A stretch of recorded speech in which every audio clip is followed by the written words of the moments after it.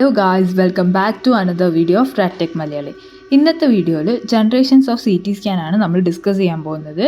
So ടോപ്പിക്കിലേക്ക് പോകുന്നതിന് മുമ്പായിട്ട് നമ്മുടെ ചാനൽ നിങ്ങൾ ആദ്യമായിട്ടാണ് കാണുന്നതെങ്കിൽ ചാനൽ ഒന്ന് സബ്സ്ക്രൈബ് ചെയ്ത് സപ്പോർട്ട് ചെയ്യണേ. അതുപോലെ വീഡിയോസ് ഇഷ്ടപ്പെട്ടെങ്കിൽ ലൈക്ക് ചെയ്യാനും ഷെയർ ചെയ്യാനും കമൻറ്റ് ചെയ്യാനും മറക്കല്ലേ. അപ്പോൾ നമുക്ക് ടോപ്പിക്കിലേക്ക് പോവാം. Generations of CT scan. X-ray transmission data ഉപയോഗിച്ച് ഇമേജ് റീകൺസ്ട്രക്റ്റ് ചെയ്യാൻ പലതരത്തിലുള്ള CT ജോമെട്രീസ് ആണ് ഡെവലപ്പ് ചെയ്തിട്ടുള്ളത്. ഈ ജോമെട്രീസിനെ നമ്മൾ പൊതുവെ ജനറേഷൻസ് എന്നാണ് വിളിക്കുന്നത്. ഈ ജനറേഷനുകളുടെ എല്ലാം മെയിൻ ലക്ഷ്യം എന്താണെന്ന് വെച്ച് കഴിഞ്ഞാൽ സ്കാനിങ് ടൈം കുറയ്ക്കുക, അതുപോലെ തന്നെ മെക്കാനിക്കൽ മോഷനൊക്കെ സിംപ്ലിഫൈ ചെയ്യുക എന്നതൊക്കെയാണ്.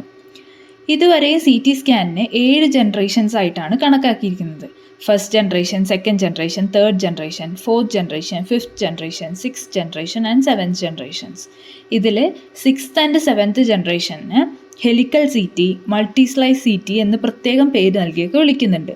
അപ്പോൾ അതെന്തുകൊണ്ടാണ് എന്നൊക്കെ നമുക്ക് ഡീറ്റെയിൽ ആയിട്ട് നോക്കാം. ആദ്യം നമുക്ക് ഫസ്റ്റ് ജനറേഷൻ CT സ്കാൻ എന്താണെന്ന് നോക്കാം.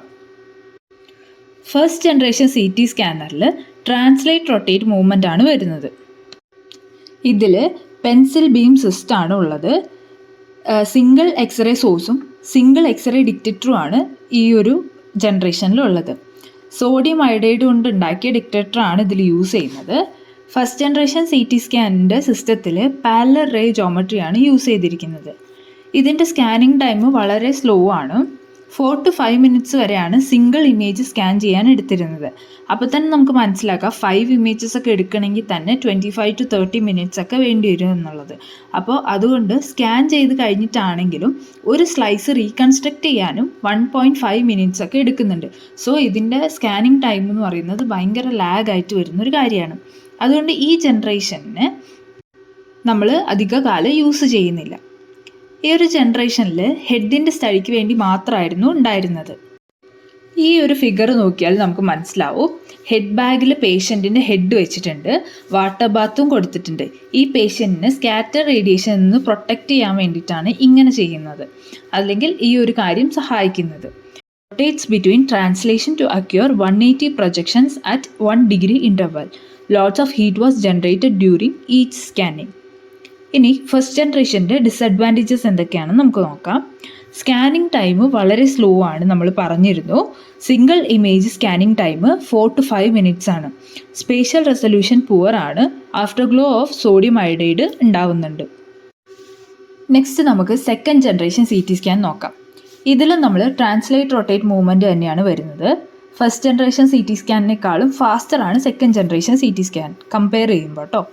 അപ്പോൾ 1974 ഇത് ഇൻട്രൊഡ്യൂസ് ചെയ്യുന്നത്. ഇതിൽ നാരോ ഫാൻ ബീം ജോമെട്രിയാണ് ഉള്ളത്. നമ്മുടെ ജോമെട്രിയിൽ മാത്രം ഇതിലൊരു ചേഞ്ച് വന്നിട്ടുണ്ട്. Linear detector array about 30 detectors ആണ് ഇതിൽ യൂസ് ചെയ്യുന്നത്. അതുകൊണ്ട് തന്നെ മോർ ഡാറ്റാസ് അക്വയർ ചെയ്യാൻ നമുക്ക് സാധിക്കുന്നുണ്ട്. അതിലൂടെ ഇമേജ് ക്വാളിറ്റി നമുക്ക് ലഭിക്കുന്നുണ്ട്. ദ ഷോർട്ടസ്റ്റ് സ്കാൻ ടൈം എന്ന് പറയുന്നത് 80 seconds per സ്ലൈസ് ആയിട്ട് മാറി സെക്കൻഡ് ജനറേഷൻ വന്നപ്പോഴേക്കും. അപ്പോൾ these scanners provide larger rotational increments and faster scans. ഇതിലെ നാരോ ഫാൻ ബീം സ്കാറ്റർ റേഡിയേഷനെ ഇൻക്രീസ് ചെയ്യിപ്പിച്ച് അതുകൊണ്ട് ഇമേജ് റെസൊല്യൂഷൻ ഡിക്രീസ് ആവുകയാണ് ചെയ്യുന്നത്. ഇനി സെക്കൻഡ് ജനറേഷനിലെ കുറച്ച് അഡ്വാൻറ്റേജസ് എന്തൊക്കെയാണെന്ന് നോക്കാം. ഷോർട്ടർ സ്കാൻ ടൈം ആണ് കമ്പയർഡ് ടു ഫസ്റ്റ് ജനറേഷൻ. ഡിറ്റക്ടേഴ്സിൻ്റെ നമ്പർ കൂടിയതോടുകൂടി സ്കാനിങ്ങിൻ്റെ സ്പീഡും ഇൻക്രീസ് ആയി. ഇനി നമുക്ക് ഡിസഡ്വാൻറ്റേജസ് നോക്കിയാൽ ലോ എഫിഷ്യൻസിയാണ്. നാരോ ഫാൻ ബീം സ്കാറ്റർ റേഡിയേഷനെ ഇൻക്രീസ് ചെയ്യിപ്പിക്കുന്നുണ്ട്. അപ്പോൾ നമ്മൾ ഓൾറെഡി പറഞ്ഞു ഇമേജ് റെസൊല്യൂഷന് ഡിക്രീസ് ചെയ്യുന്നുണ്ട് എന്നുള്ള കാര്യം. അടുത്ത നമുക്ക് തേർഡ് ജനറേഷൻ CT സ്കാൻ നോക്കാം. തേർഡ് ജനറേഷൻ CT സ്കാനിലേക്ക് വന്നപ്പോഴേക്കും റൊട്ടേറ്റ് മോഷൻ സിസ്റ്റം ആയിട്ടാണ് മാറിയിരിക്കുന്നത്. ഇതിൽ വൈഡ് ബീം ജോമെട്രിയാണ് ഉള്ളത്. സെക്കൻഡ് ജനറേഷനേക്കാളും ഡിറ്റക്ടേഴ്സിൻ്റെ എണ്ണം തേർഡ് ജനറേഷനിൽ കൂടുതലായി. ഏകദേശം 800 ഡിറ്റക്ടേഴ്സിൻ്റെ ഉള്ളിൽ എന്ന രീതിയിലായിട്ട് മാറിയിട്ടുണ്ട്. അതുപോലെ തന്നെ എൻറ്റയർ പേഷ്യൻറ്റിനെ കവർ ചെയ്യത്തക്ക വിധത്തിൽ ഫാൻ ബീമിൻ്റെ ആംഗിളിനെയും ഇൻക്രീസ് ചെയ്യിപ്പിച്ചിട്ടുണ്ട്. തേർഡ് ജനറേഷനിലേക്ക് വന്നപ്പോഴേക്കും ട്രാൻസ്ലേഷൻ മൂവ്മെൻറ്റ് എന്ന കൺസെപ്റ്റ് എലിമിനേറ്റ് ആയി. ഈ ഒരു ജനറേഷനിൽ എക്സ്റേ ട്യൂബും ഡിറ്റക്ടറും മെക്കാനിക്കലി ജോയിൻ ചെയ്തതുകൊണ്ട് അവ ഒരുമിച്ചാണ് റൊട്ടേറ്റ് ചെയ്യുന്നത്. ഈ പുതിയ സിസ്റ്റത്തിൻ്റെ സ്കാനിങ് ടൈം എന്ന് പറയുന്നത് 0.5 seconds കുറവ് മാത്രമായി ചുരുങ്ങി. ഈ ജനറേഷൻ സ്കാനേഴ്സിൽ റിംഗ് ആർട്ടിഫാക്റ്റ് പ്രൊഡ്യൂസ് ആകുന്നുണ്ട് എന്നുള്ളൊരു സാഹചര്യം ഉണ്ടാവാറുണ്ട്. അപ്പോൾ ഇതിന് ചില മാറ്റങ്ങൾ വരുത്തിക്കൊണ്ടാണ് ഇനിയുള്ള ജനറേഷൻസ് ഒക്കെ ഉണ്ടാക്കിയിട്ടുള്ളത്. തേർഡ് ജനറേഷൻ്റെ അഡ്വാൻറ്റേജസ് എന്തൊക്കെയാണെന്ന് നോക്കിയാൽ ഷോർട്ടർ സ്കാൻ ടൈം ആണ്, ഗുഡ് ക്വാളിറ്റി ഓഫ് ഇമേജസ് ആണ്, ലെസ് പേഷ്യൻ്റ് ഡോസ് ആണ്, സിനോൺ ഡിറ്റക്ടേഴ്സ് ഒക്കെയാണ് യൂസ് ചെയ്യുന്നത്. ഇനി കുറച്ച് ഡിസഡ്വാൻറ്റേജസ് നോക്കിയാൽ ഹൈ കോസ്റ്റ് ആണ്, ലോ എഫിഷ്യൻസി ആണ്, ring artifact due to electronic drift between many detectors.